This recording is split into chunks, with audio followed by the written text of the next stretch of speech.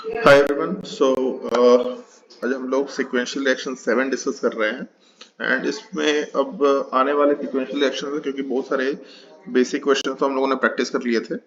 आने वाले sequential reactions में लेवल ऑफ डिफिकल्टी भी मैं मेंशन करते जाऊंगा, जिसमें कहीं कहीं पे ऐसा हो सकता है कुछ ऐसे सिक्वेंशियल रिएक्शंस हो इन फ्यूचर जो बोर्ड के लिए बहुत ही सुटेबल नहीं होगा, क्योंकि इसमें 11th क्लास के बहुत सारे रिएजेंट्स हैं, मैकेनिज्म ओरिएंटेड ज़्यादा चीज़ें हैं और कुछ डिफिकल्ट रिएजेंट है। ऑल्दो इसमें मैंने जो क्वेश्चंस डाले हैं वो नीट वाले स्टूडेंट्स के लिए भी सुटेबल नहीं बोल सकते, बट कुछ चीज़ें हैं शुरुआत के जो नीट वाले एस्पिरेंट्स पढ़ना चाहिए तो पढ़ सकते हैं। जैसे इसमें दो इन्फॉर्मेशन है, एक तो टॉलरेंस टेस्ट क्या होता है, ये सबसे शुरुआत में एक छोटा सा इन्फॉर्मेशन दे रखा। इस चीज़ का आपको थोड़ा सा आइडिया होना चाहिए, लाइक टॉलरेंस टेस्ट होता क्या है, कौन कौन से मॉलिक्यूल टॉलरेंस टेस्ट देते हैं, ये सारे इन्फॉर्मेशन शुरुआत में दे रखे हैं। ये एक छोटा सा इन्फॉर्मेशन ऐसा है जो सभी स्टूडेंट्स को पढ़ना चाहिए, वो इसको डेफिनेटली रीड करो। और इसके अलावा कुछ इसमें शुरू के जो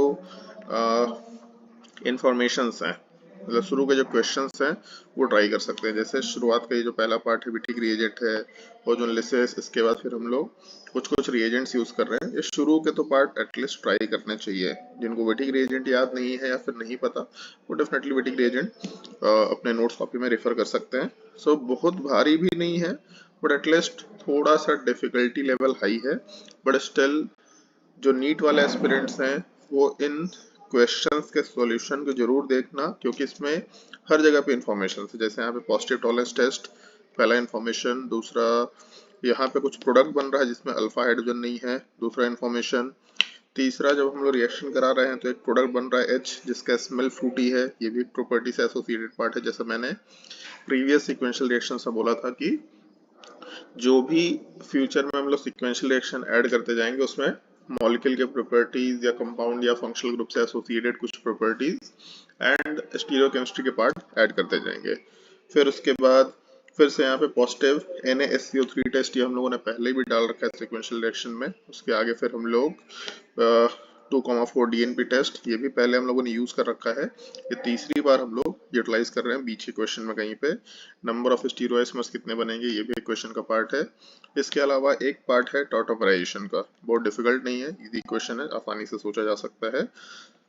अच्छा क्वेश्चन है, मतलब आप इसको एक जेनरिक वे में नहीं ले सकते। थोड़े इसमें इंफॉर्मेशन ऐसे हैं जो कुछ तो बहुत ही बेसिक है, कुछ तो एकदम स्ट्रेट फॉरवर्ड है जो हर एक एग्जाम के लिए रेलिवेंट है, बट कुछ इन्फॉर्मेशन ऐसे हैं बीच बीच में एक दो रिएजेंट्स तो थोड़े डिफिकल्ट लैंग्वेज में पुट कर सकते हैं।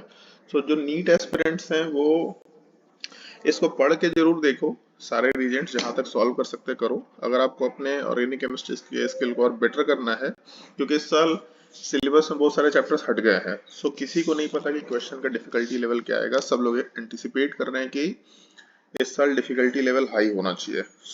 चाहे तो आप इसको ट्राई कर सकते हैं। मेंस के लिए स्टूडेंट जो है और एडवांस के लिए जो स्टूडेंट है वो डेफिनेटली इसको ट्राई करें, क्योंकि मेंस में इस तरह क्वेश्चन बहुत ही नॉर्मल हो चुके हैं। पिछले 3 साल से जैसा पेपर आ रहा है ऑर्गेनिक केमिस्ट्री का, उसमें इस तरह के क्वेश्चन बहुत ही नॉर्मल टाइप के हैं। इस क्वेश्चन को ट्राई करें एंड शाम में 8 बजे 9 बजे तक हम लोग फिर से, मैं ट्राई करूंगा कि उसका सोल्यूशन थोड़ा पहले बना लूँ, बट मेरी क्लासेस रहती है, मैं ट्राई करूंगा कि उसका solution as early as possible मैं अपलोड कर दूं बना करके। फिर हम लोग कल नेक्स्ट सिक्वेंशियल रिएक्शन के साथ मिलेंगे। जो क्वेश्चन का इमेज है वो आपके कमेंट में पड़ा हुआ होगा।